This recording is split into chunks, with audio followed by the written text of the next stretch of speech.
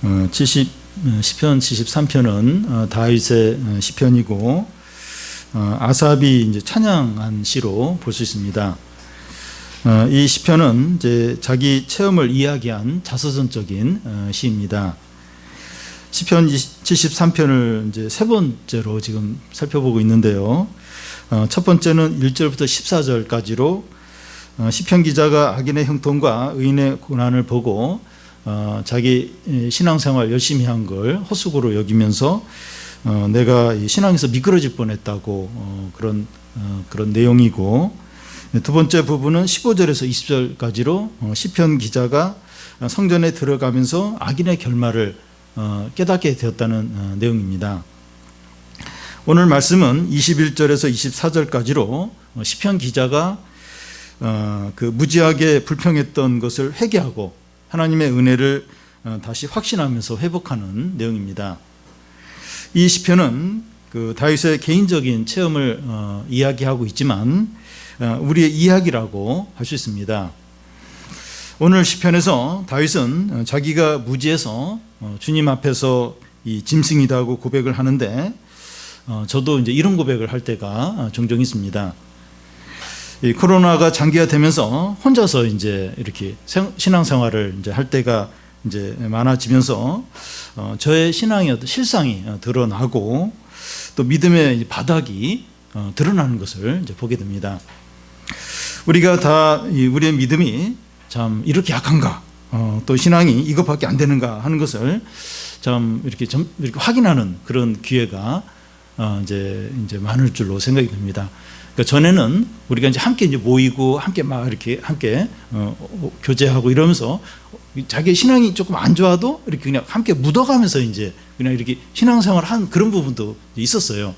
근데 이제 혼자 있는 시간이 많아지는 거예요. 저도 그렇고 우리가 그런 시간을 보내면서 내 신앙이 어떠한가, 내 믿음이 이 정도밖에 안 됐는가, 이게 드러나는 그런 기회들이 이제 많은 것 같습니다. 그럼에도 불구하고 감사한 게 뭔가 하면 하나님이 함께 하신 거예요. 함께 하시고 우리를 붙들어 주신 겁니다. 그래서 그럴 때마다 다시 회복이 되고 또 다시 또 우리가 이렇게 믿음을 지키면서 갈 수 있는 게 얼마나 감사한지 모릅니다. 이 시간 우리 마음과 영혼과 신앙이 다 새로워지고 회복되기를 바랍니다. 먼저 이제 회개하는 겁니다. 다윗은 현실의 불공정함에 대해서 불평하고 침체에 빠졌습니다. 하나님께서 살아 계시다고 하는데 어떻게 악인들이 형통하고 의인이 고난을 당할 수 있을까 하는 겁니다. 내가 그동안 이 마음을 깨끗하게 하고 죄를 짓지 않으려고 했던 게 헛수고라는 겁니다. 그런데 다윗이 이렇게 말하고 있는 이유는 이 상식적으로 생각했기 때문입니다. 그는 한 부분만 보고 있고 현재만 보고 있습니다. 지금 악인들의 형통과 의인의 고난만 보고 있지, 악인이 앞으로 이렇게 망하게 되는 것이나 또 의인들이 마지막에 높임을 받게 되는 것은 생각하지 않고 있습니다. 한 부분만 보고 전체를 보지 못하고 현재만 보고 결말을 보지 않기 때문입니다. 다시 말해서 그 영적으로 생각하지 않는 겁니다. 그런데 다윗의 생각이 언제 바뀌게 되는가 하면 성전에 들어가면서입니다. 성전에서 하나님의 말씀을 깨달음으로 악인의 결말이 보이는 거예요. 그들이 지금 경고한 것 같지만 미끄러운 곳에 있고 그들이 한순간에 망하고 그들의 형통이 꿈에서 깨어나는 것처럼 허망하다는 겁니다. 우리도 이제 이런 경험을 자주 이제 하는데, 어떤 문제로 힘들어하고 낙심하고 불평을 하다가 예배 시간이나 또 개인 경건 시간에 말씀을 깨닫고 영적인 사고를 하는 거예요. 그러면서 이제 깨닫게 되는데, 그 깨닫기 전에는 현재 어려움만 보였는데 이제는 전체가 보이고 결말이 보이는 겁니다.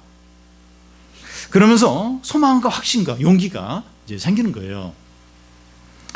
말씀을 깨닫기 전까지는 불신과 또 염려와 이 불평 가운데 있을 뿐만 아니라 죄도 짓고 참았던 욕심대로 행하게 됩니다.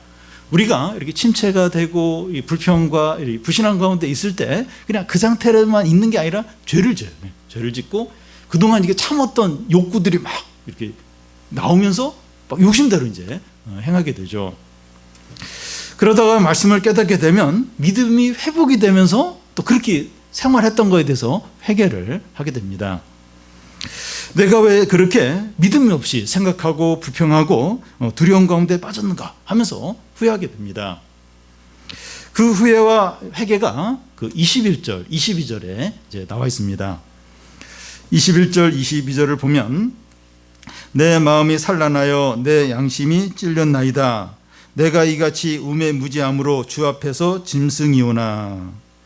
21절을 다시 보면 내 마음이 산란하여 하는데, 이 산란하다고 하는 것은 혼란스럽고 쓰린 것을 이제 가리키고, 또 내 양심이 찔렸나이다 하는데 그 이전 성경에는 그 양심이 심장으로 되어 있어요. 그 심장이 이제 찔렸다는 것인데, 심장이 칼에 찔리는 것처럼 깊은 번민과 말할 수 없는 심리적인 고통을 말합니다. 회개를 하는데 마음이 너무 쓰리고 이 칼에 심장이 찔리는 것 같은 깊은 번민과 심리적인 고통이 있는 겁니다. 이 말씀을 깨달아서 회개하기 전에는 세상이 불공평하고 하나님은 무책임하다고 하면서 이 다른 사람은 다 잘못됐고 나는 억울하다고 그렇게 여겼습니다. 그런데 말씀을 깨달으면서 회개를 하게 되는데 그때는 다른 사람이 생각나지 않고 내가 참 악하고 교만하고 믿음이 없다는 것을 인정하는 거예요. 그게 이제 깨달아지는 겁니다. 다른 사람 문제도 아니고 하나님께 책임이 있는 것도 아니고 다 내 책임이고 내 문제라고 고백하는 거예요. 여러분, 우리가 이 말씀으로 진정으로 깨닫고 참된 회개를 했는가 그렇지 않은가 알 수 있는 시금석 중에 하나가 다른 사람이나 하나님께 여전히 책임을 돌리고 있는가, 아니면 자기 자신에게만 책임을 돌리고 있는가 하는 겁니다. 여러분, 진정한 회개는 자신의 죄와 허물만을 보면서 그걸 이제 회개를 하게 돼요. 근데 아직 진정한 회개를 하지 않았을 때는 계속해서 막 남에게 불평하고 남에게 원망하고 하나님께 책임을 돌리고 그렇게 한다는 거예요.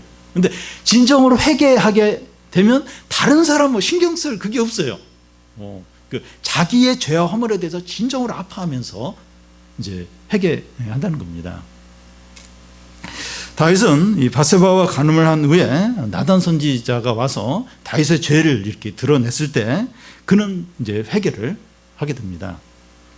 시편 51편에 이제 그 다윗의 회개가 나오는데 다른 사람에게 일체 책임을 돌리지 않고 전적으로 자기 죄라고 고백합니다.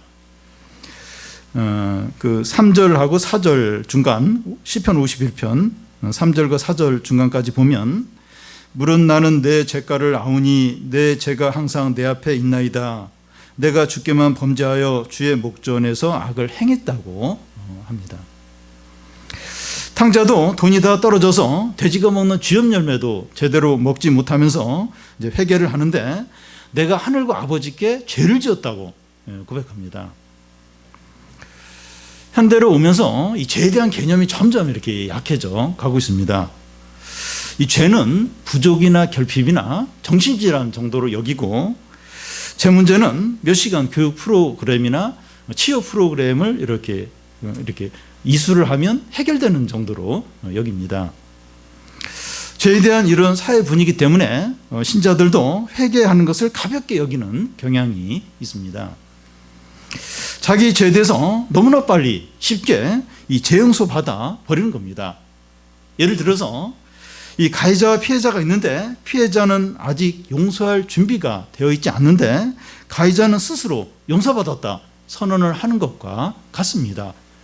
지금 피해자는 너무나 지금 그 용서가 안 돼서 너무 이제 이렇게 용서를 해야 되는 거 알겠는데 너무 힘든 거예요. 근데 가해자는 이미 이제 내가 용서받았다 이렇게 선언을 너무 빨리 해버리는 거예요. 그런 것과 같습니다. 물론 하나님과 우리의 관계가 이런 관계는 아니지만 우리는 죄를 가볍게 또 쉽게 이제 여기는 겁니다. 하나님의 은혜를 남용하는 거죠. 이 바울이 로마서에서 죄가 더한 것에 은혜가 더한다고 하니까 은혜를 더하도록 하기 위해서 죄를 더 짓는 것과 이제 같습니다.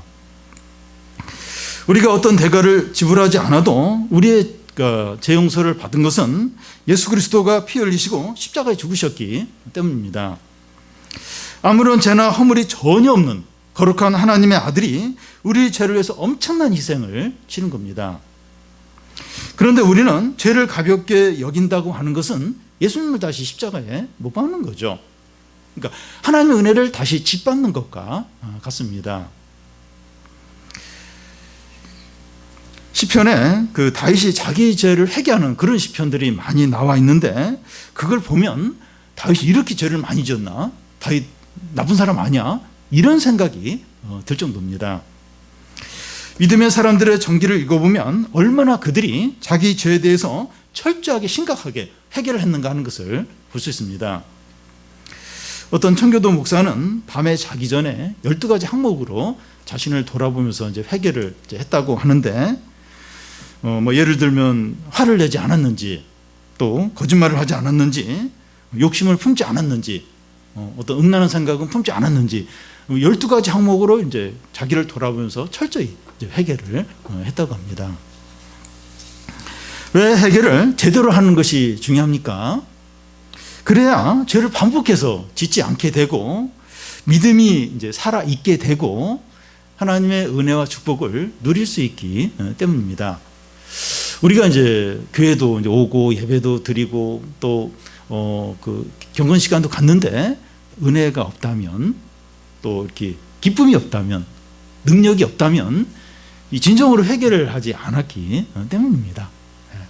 우리가 이 하나님의 은혜와 축복과 기쁨과 이 능력을 이렇게 누리려면 진정으로 회개, 진정. 그래야 이제 반복해서 죄를 안 짓게 되고 우리 믿음이 살아있게 돼요. 이게 불분명하면 이제 이 은혜가 없는 거예요. 이게 기쁨도 없게 되는 겁니다. 근데 우리가 진정으로 회개할 때 기쁨이 있어요. 은혜가 있습니다. 이 축복을 누리게 되죠. 다윗이 말씀을 깨달았을 때 크게 괴로워하면서 이제 회개하게 되는데, 그 이유가 자신의 그 실상을 봤기 때문입니다. 이 다윗의 실상이 어떻다는 거예요? 22절에 보면 내가 이같이 우매무지함으로 주 앞에 짐승이오나. 다윗이 말씀을 깨달으면서 자기에 대해서 발견한 게 이제 무엇인가 하면 무지하고 어리석다는 겁니다. 짐승 수준이라는 거예요. 다윗이 성전에 들어가서 말씀을 깨닫기 전까지는 자신의 실상에 대해서 몰랐습니다. 지금 세상에서 악인들이 형통하고 의인들이 고난을 이제 당하는데 하나님이 지금 뭐 하시는 겁니까? 내가 신앙생활을 잘하는 것이 헛되다고 하면서 불평하고 탄식을 했습니다. 다윗 입장에서 보면 지금 세상과 하나님께 문제가 있어요. 지금 악인들의 이제 문제가 심각하다.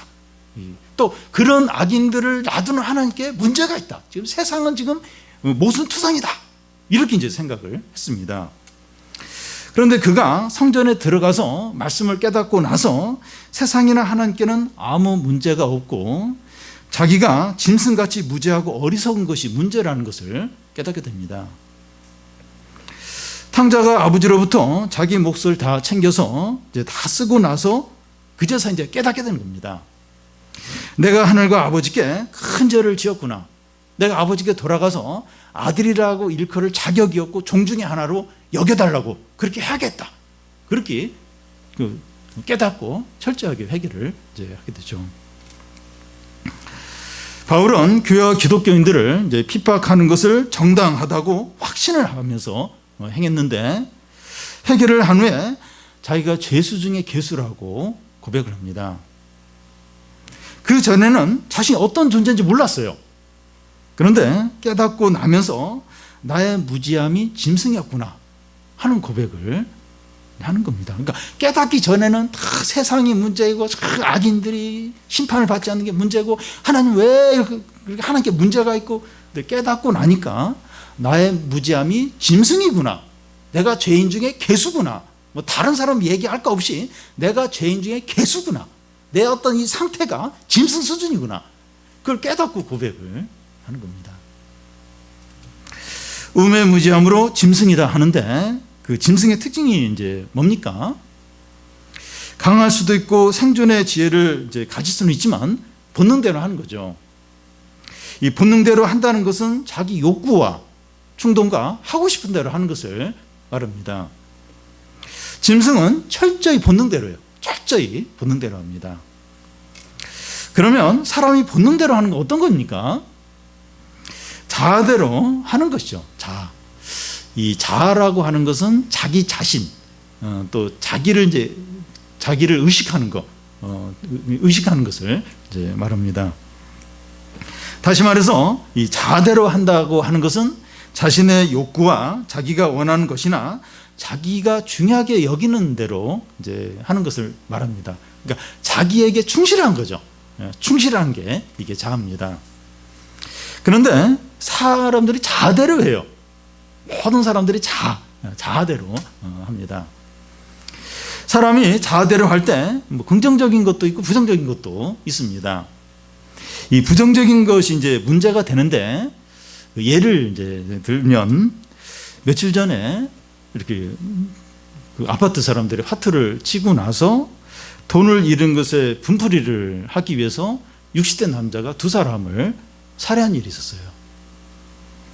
또 한 경우를 예를 들면 어떤 여자가 딸의 어떤 그림 대회 자세한 건 모르겠지만 그것과 관련해서 자동차를 몰고 편의점에 들어가서 편의점 완전히 쑥대밭으로 만든 일이 있었습니다. 이 두 사람은 자아대로 그 자기가 하고 싶은 대로 한 거예요. 자기가 그 일을 하면서 이건 진짜 나쁜 일이야, 이거 하면 안 된다 그러면 안 했죠. 근데 자기가 할 때는 이게 옳은 거예요. 그러니까 자아대로 그렇게 이제 한 것입니다.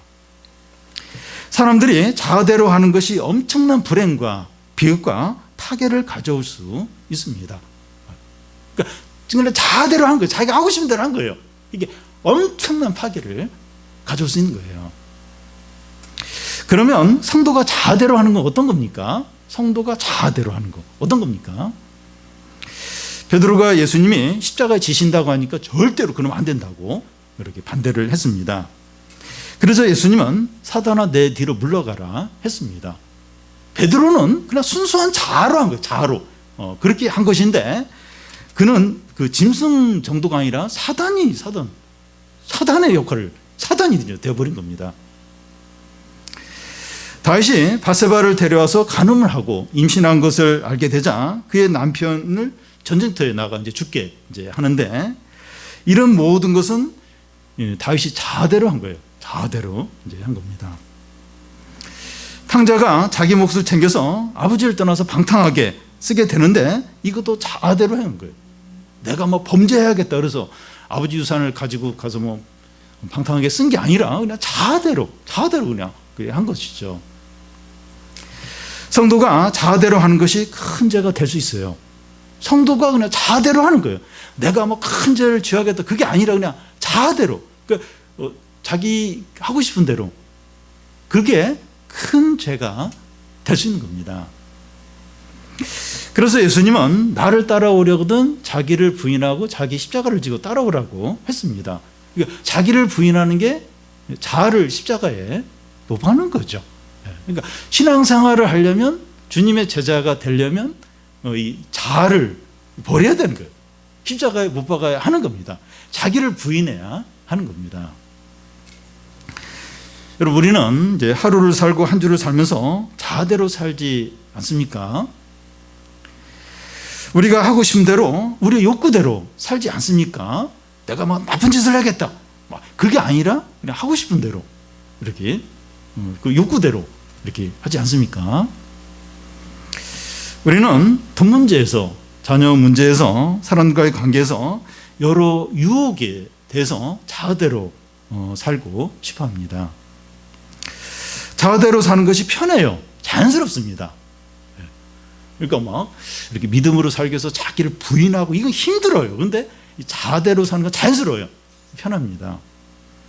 자아대로 산다고 해서 큰 죄를 짓는 것도 아닐 수 있어요. 그런데 자아대로 사는 것이 하나님의 중심이 아니라 내 중심인 거죠. 자아는 내 중심이에요. 내 중심. 하나님 중심이 아닙니다. 내 생각과 내 뜻대로 사는 겁니다. 그래서 자아대로 사는 것은 무지하고 그 주님 앞에서 짐승이 되는 거예요. 그러니까 내 중심으로 사는 게 이게 무지한 거예요. 그리고 주님 앞에서 짐승이 되는 거예요. 짐승 수준이 되는 겁니다. 모든 죄와 거짓과 불의와 음란이 자아에서 나옵니다. 그러니까 큰 어떤 죄를 지어야겠다 어떤 악한 생각을 해야 될 때만 이런 죄들이 나오는 것이 아니라 자아에서 모든 죄와 모든 악한 것과 거짓과 음란이 이 자아에서 나오는 거예요. 내가 그냥 하고 싶은 대로, 끌리는 대로, 충동대로. 다윗이 그 바세바를 범할 때 내가 범죄를 해야겠다, 내가 간음을 해야겠다, 그게 아니라 그냥 자연스럽게 그냥 이 자아대로 했는데 거기서 이제 온갖 악한 게 나온 것이죠. 자기를 부인하지 않고 자기의 욕구대로 사는 것에서 온갖 죄악들이 나오는 겁니다. 자꾸 내 자신을 부인해야 되는데 그냥 그렇게 하지 않고 그냥 내 원하는 대로 하는 거기서 이제 모든 악한 게 다 나오는 겁니다. 그게 무지하게 행하는 것이고 짐승이 되는 거예요. 하나님 앞에서 짐승이 되는 겁니다. 그런데 우리에게 이제 어떤 병이 있는지 검사하기 전에는 알 수 없는 것처럼 말씀을 깨닫기 전에는 우리가 주님 앞에서 짐승이다 이걸 몰라요. 모릅니다. 그런데 말씀을 깨닫게 되면 내가 어리석은 짐승 상태에 있었구나 하는 것을 깨닫게 됩니다. 다윗은 그런 범죄를 저지르고 그런 생각이 없었어요. 내가 큰 죄를 몰랐어요. 나단 선지자가 와서 하나님 말씀을 전하자 그때서야 내가 범죄했다 하는 것을 깨닫게 됩니다. 자기가 지금 짐승 상태에 있는 거 몰라요. 그런데 말씀을 깨닫게 되면서 내가 무지한 짐승이구나 하는 것을 그때서야 이제 깨닫게 되는 겁니다. 여러분, 우리가 크고 심각한 죄를 짓지 않더라도 하나님께 제한받지 않고 하고 싶은 대로 행하는 게 짐승이에요. 짐승입니다. 하나님께 제한을 안 받아요. 제한을 안 받고 자기가 하고 싶은 대로 하는 게 짐승입니다. 짐승 상태에 있는 겁니다. 우리가 예배를 잘 드리고 있어도 짐승일 수 있습니다. 그럴 수 있어요. 짐승은 돈이 많고 사회적인 지위가 있어도 비참해요. 불행하고 망하게 됩니다. 여러분, 사람이 질병에 걸리고 또 직장을 잃어버리고 돈이 없는 게 이게 비참한 게 아니고 그 짐승이 비참해요. 돈도 있고 모든 걸 다 갖추고 있어도 이렇게 하나님께 제한받지 않고 또 막 자기 하고 싶은 대로 하고 그게 이제 짐승입니다. 그러니까 이렇게 뉴스나 이런 데 보면 참 연예인이고 막 부족한 게 아무것도 없는데 막 범죄해가지고 막 이렇게 징역형을 살고 이제 이런 거 볼 때 참 그 사람이 존귀함이 없어요. 아름다움이 없습니다. 그러니까 짐승 수준이죠. 우리가 말씀에 비추올 때 짐승이라면 그걸 부끄럽게 여기고 빨리 회개하고 돌이켜야 됩니다. 그러니까 참 이게 사람이 이렇게 막 참 비참하고 이게 불행하고 이게 다른 외적인 게 그게 사람을 비참하게 만들고 불행하게 만들고 멸망으로 이끄는 게 아니고 자기 욕구대로 하고 싶은 대로 주님께 제한을 안 받고 성도인데 그러면 그게 이제 비참하게 되는 거예요. 이게 이제 불행하게 되고 자기도 망하고 막 주위 있는 사람들까지 함께 이제 망하게 만드는 겁니다. 내가 겉은 멀쩡해도 이게 하나님 앞에서 내 짐승이구나. 내가 참 무지하게 막 욕심으로 살고 있구나. 이게 부끄럽게 여기고 빨리 회개하고 빨리 그렇게 됩니다. 다음은 의인의 미래와 넘치는 축복입니다. 다윗이 고백하기를 우매무지하고 주님 앞에서 짐승이다 이렇게 고백을 하면 비참할 것 같아요. 근데 절대 그렇지 않습니다. 23절, 24절을 우리 같이 한번 읽겠습니다. 내가 항상 주와 함께하니 주께서 내 오른손을 붙드셨나이다. 주의 교훈으로 나를 인도하시고 후에는 영광으로 나를 영접하시리니. 23절을 다시 보면 우리 성경에는 생략되어 있지만 그러나 나는 이렇게 되어 있습니다. 그런데 그러나보다도 그럼에도 불구하고 하는 뜻으로 보는 게 더 좋습니다. 다시 읽어보면 나는 우매하고 주 앞에서 짐승이오나 그럼에도 불구하고 나는 항상 주와 함께하니 주께서 내 오른손을 붙드셨다는 겁니다. 말씀을 깨닫고 회개해야만 하나님이 함께 하시고 붙드시는 것이 아니라 이 무지하고 짐승 같은 때에도 하나님이 이렇게 함께 하시고 붙드셨다는 겁니다. 다윗의 경우에 그 무지하고 불평하며 그 불신앙에 빠져서 참 미끄러질 뻔했다. 근데 안 미끄러졌어요. 내가 막 시험에 들고 신앙생활 헛수고다 이러면서 미끄러질 뻔했어요. 근데 미끄러질 뻔했지 미끄러지지 않았어요. 그런 이유가 어떻게 그렇게 된가 하면 하나님이 그렇게 막 불신앙과 막 이렇게 불평 가운데 있을 때도 하나님 함께 하시면서 다윗을 붙들었기 때문입니다. 야곱의 10 아들들이 요셉을 팔아버리고 세겜에서 큰 악을 행할 때에도 하나님이 그들과 함께하고 그들을 붙들었습니다.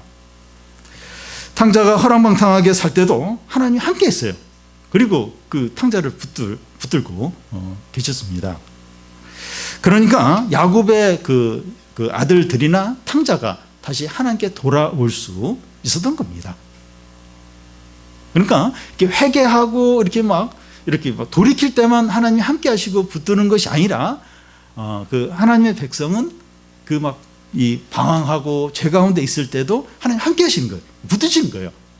그러니까 이제 다시 회개하고 돌아올 수 있었던 겁니다. 우리도 하나님 없이 욕심으로 살았을 때도 하나님 우리와 함께 하시고 붙드셨어요.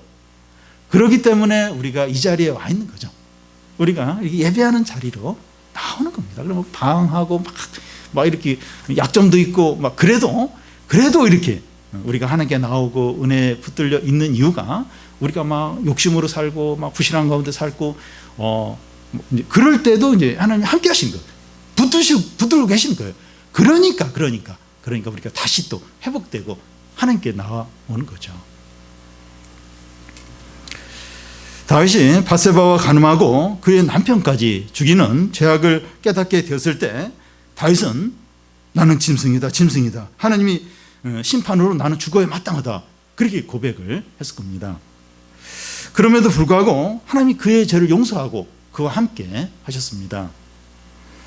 바울은 교회와 성도들을 핍박했는데 나중에 회개하고 나서 내가 하나님의 심판을 받아 멸망할 수밖에 없겠구나. 이렇게 느꼈을 겁니다. 그럼에도 불구하고 하나님은 그를 이방인을 전도하는 그릇으로 삼고 그와 함께 하셨습니다. 여러분, 그럼에도 불구하고 하는 말이 성도에게 얼마나 중요한지 모릅니다. 그가 성도이고 이제 택함을 받은 자라면 아무리 죄를 많이 짓고 방황하고 절망적이더라도 그럼에도 불구하고 하나님께서 그와 함께 하시고 회복시키십니다. 여러분, 우리가 짐승처럼 욕심대로 마음껏 행할 때가 얼마나 많습니까? 같은 죄를 반복해서 짓고 부끄러운 생활을 할 때가 얼마나 많습니까?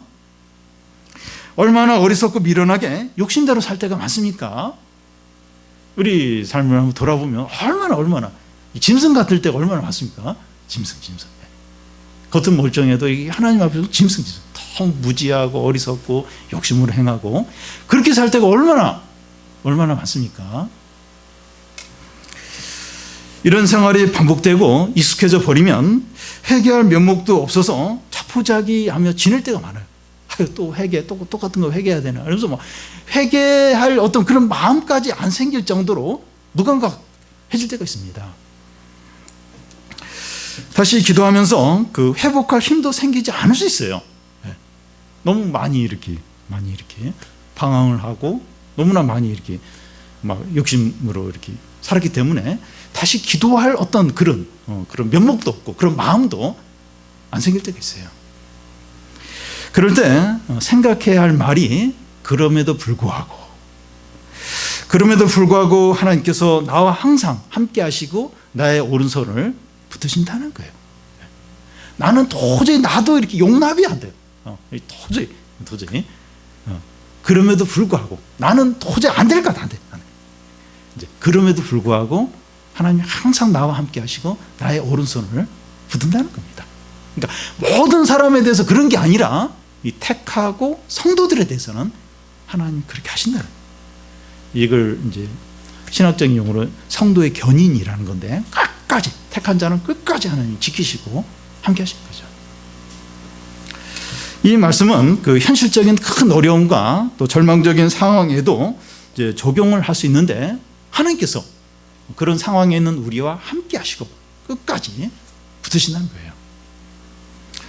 다니엘의 세 친구가 풀무불에 던져졌을 때나, 다니엘이 사자굴에 던져졌을 때나, 요셉이 지하 감옥에 갇혀 있을 때 하나님이 그들과 함께 하신 것처럼, 어떤 어려운 상황 가운데서도 하나님 우리와 함께, 항상 함께 하십니다.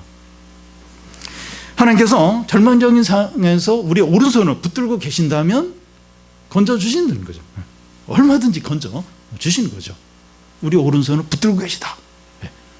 거기가 사자굴이든지 뭐 풀무불이든지 지하 감옥이든지 오른손을 우리 붙들고 계신다면 얼마든지 건져내시는 거죠. 그러나 상황 가운데서 너무 낙심이 되고 두렵고 다 내려놓고 싶을 때, 그럼에도 불구하고 하는 말씀을 꼭 기억을 하시기 바랍니다. 최악의 상황. 안 돼. 도저히. 길이 없어, 길이. 그럴 때 이제 기억해야 될 말이 그럼에도 불구하고. 죄와 불신앙과 유혹으로 너무나 실패를 하고 무너져서 다시 시작할 의욕이 나지 않을 때, 그럼에도 불구하고 하는 말씀을 붙드시기 바래요.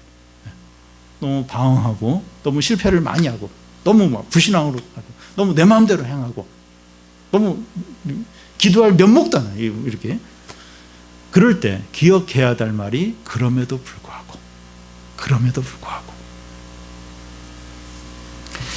우리가 아무리 절망적이고 실패한 자리에 있더라도 그럼에도 불구하고 하나님께서 우리와 항상 함께 하시고 우리의 오른손을 붙들고 계시다. 이걸 항상 기억을 하는 겁니다. 더 나아가서 하나님은 시편 기자를 어떻게 하십니까? 24절을 보면, 주의 교훈으로 나를 인도하시고 후에는 영광으로 나를 영접하시리니. 주의 교훈으로 나를 인도하신다고 하는데 말씀으로 인도하신다는 겁니다. 여러분, 하나님의 말씀을 듣는 게 가장 큰 축복입니다. 부동산이나 주식 투자로 돈을 버는 것도 축복 아닌가 할 수 있는데, 축복이죠. 그것도 축복인데 일시적이고 작은 복이에요. 진정으로 큰 복은 하나님 말씀을 듣고 인도를 받는 겁니다. 하나님 말씀을 듣고 인도를 받는, 이게 가장 큰 축복입니다. 여러분, 하나님의 말씀을 듣지 않으면 자아대로 살 수밖에 없는데 이제 악인의 길을 이제 가는 거죠. 그러니까 하나님 말씀을 이렇게 못 들어요. 그리고 인도를 안 받아요. 그러면 다른 방법이 없어요. 그냥 자아대로 가는 거예요. 자기 하고 싶은 대로 하는 거예요. 그게 이제 악인의 길을 이제 가는 겁니다. 그런데 하나님의 말씀으로 인도를 받는 삶은 좁은 길이에요. 고난이 있습니다. 그렇지만 그 삶은 어떻다고 합니까? 24절 중간에 후에는 영광으로 나를 영접을 하신다는 겁니다. 말씀의 인도를 받는 그 끝은 영광으로 하나님이 우리를 영접을 하시는 겁니다. 그 마지막 날에. 그러니까 이 영원히 빛나는 그 면류관을 씌워주는 거예요. 승리의 면류관. 마지막 날 영광으로 이렇게 받아주신 겁니다. 이 악인의 길은 그 마지막이 멸망이에요. 그냥 꿈처럼 허무하게 깨지는데, 지금 막 형통한데 결국은 미끄러져 내리고 멸망합니다. 그런데 이 의인의 결말, 성도가 이렇게 가는 그 길의 마지막은 영광으로 영접해 주시는 거예요. 영원히 빛나는 면류관을 씌워주신 겁니다. 하나님의 축복과 은혜와 모든 좋은 것을 아낌없이 누리게 하시는 겁니다. 그런데 이 땅에서 우리 모두가 이제 영광과 승리와 축복을 다 누리는 건 아니에요. 누구는 좀 이렇게 그걸 받는데 그냥 이렇게 마지막까지 고난 가운데 살다가 죽는 성도들도 있습니다. 그래서 마지막 날 주님 앞에서 누릴 영광과 축복으로 이제 이걸 볼 수 있는데, 그렇지만 이 땅 가운데서도 그 영광과 축복을 맛보게 하십니다. 완전히는 아니더라도 그걸 맛보게 하세요. 근데 진정으로 우리가 이 축복과 영광과 승리와 면류관과 큰 상은 이제 마지막 날 주님 앞에 갔을 때 그걸 받게 되는 거죠. 그래서 참 우리가 이게 악인의 삶, 하나님 없이 이렇게 사는 삶, 자아로 사는 삶하고 이렇게 자기를 부인하며 또 진정으로 회개하며 하나님을 바라보는 삶, 이게 비교를 할 수 있는데 우리가 지금 그 삶을 살고 있어요. 이 성도의 삶을 살고 있는데 이게 얼마나 다른가. 지금 당장은 뭔가 의지할 것도 없고 불안해요. 하나님 없이 사는 사람 다 잘 되는데 어떻게든 돈 끌어 모아가지고 이렇게 아파트 사고 그래서 1년에 1억을 남기고 그리고 주식 투자해서 또 막 하고 또 뭐해서 또 막 하고 또 애들도 잘 되고 근데 이렇게 믿음으로 사는 우리는 이렇게 회개하고 이런데 불안한 거예요. 점점 어려워지는 거예요. 코로나 그러니까 더 어려워지는 거예요. 근데 우리가 그렇게 불안하지만 하나님이 함께 하세요. 그리고 오른손으로 붙드세요. 그리고 말씀으로 인도하십니다. 그리고 마지막 날 후에 영광으로 영접을 해요. 나를 영접을 하셨는데 여러분 이것만큼 복되고 안전하고 확실한 삶이 있습니까? 저는 이 말씀 얼마나 이렇게 위로가 되고 힘이 되는지 몰라요. 악인들 형통하고 하도 많이 먹어서 눈이 튀어나올 정도고 모든 재난을 다 피해가요. 그리고 살았을 때도 건강하고 죽을 때도 편안히 죽고 수입이 날로 많아져요. 재물이 점점 많아져요. 근데 의인은 아침에도 고난이고 또 계속 고난이고 참 의인이 너무 비참한 거예요. 이게 현실을 보면 그런 거예요. 근데 오늘 말씀에서 보면 하나님이 항상 함께 하세요. 항상 우리가 제 가운데 있을 때도 항상 함께 하시고 또 오른손을 붙드시고 그리고 말씀으로 인도하세요. 어떻게 이런 상황에서 어떻게 가야 되는지 말씀을 인도하시고 또 후에 마지막 날 영광으로 나를 영접하시리니 맞아주시리니. 여러분 얼마나 완벽합니까? 당장에 보이는 거 없어요. 불안합니다. 하나님 함께 하시고 그 강한 팔로 붙들어 주시고 그리고 말씀으로 인도하시고 돈이 생기는 거 아닌데 말씀으로 인도하세요. 그리고 후에 영광으로 맞아주시네. 나를 맞아주시네. 그 마지막 그 영광으로. 그럼 마지막 때면 아무도 없어요. 남는 하나도 없어요. 진짜 아무도 없어요. 명예고 재산이고 다 사라지고 그냥 죄만 남죠. 죄만 남아요. 근데 그 모든 게 다 사라질 때 그 영광으로 나를 맞아주시는 거죠. 그 영원한 승리에 그 영광의 면류관을 씌워주면서 진정한 승리자가 되죠. 하늘에 있는 모든 좋은 것들로 주시는 겁니다. 이게 이제 성도의 삶. 우리의 이제 삶인 겁니다. 여러분 진정으로 중요한 것은 그 현재 얼마나 잘 나가고 얼마나 많이 소유했느냐가 아닙니다. 이런 것들은 지나가는 것들, 일시적이고 사라질 것들이에요. 그렇지 않습니까? 그렇죠. 진짜 중요한 것은 우리 자아대로 사느냐, 자기를 부인하며 사느냐 하는 것이고, 하나님 없이 사느냐, 하나님과 함께 사느냐 하는 것이고, 무지하고 어리석게 사느냐, 자신이 짐승임을 고백하며 회개하며 사느냐, 이것이 진정으로 중요합니다.